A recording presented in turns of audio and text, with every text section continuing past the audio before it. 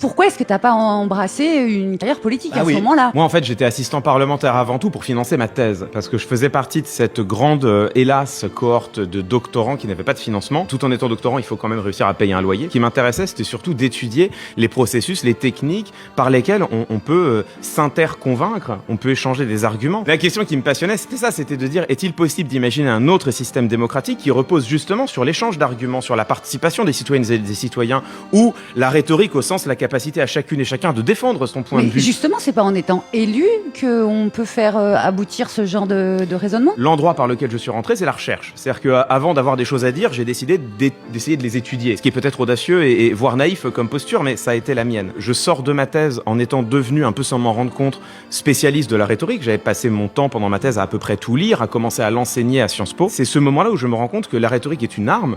C'est une arme de domination quand elle est possédée par un petit nombre qui en connaissent les secrets sur un grand nombre qui la subissent, mais c'est aussi une arme d'émancipation si on la partage à toutes et tous. La petite pierre que j'ai choisi de poser à l'édifice, c'est de dire que pour aller vers un idéal démocratique, il faudra de toute façon que le pouvoir rhétorique soit partagé. C'est la mission, la croix que je me suis choisie. Mais est-ce que t'as pas peur de donner des clés à des gens qui luttent contre la démocratie en leur expliquant comment nous convaincre que la démocratie, c'est de la merde? C'est une certitude que je participe à donner des armes et des outils à des individus qui pensent le contraire de moi et qui peut-être embrassent, eux, des valeurs que je considère comme antidémocratiques. Mais l'autre solution, ce serait quoi? Ce serait de dire, d'accord, je vais enseigner la rhétorique, transmettre ce savoir, mais seulement à ceux qui en sont dignes. Mais en fait, cette formulation, elle est en soi aristocratique. Comme toujours, la seule solution avec l'éducation populaire, c'est de donner les armes à toutes et à tous et de compter ensuite sur ce qui est personnellement mon idéal régulateur, celui vers lequel j'aimerais tendre. C'est ce que le philosophe Jürgen Habermas appelle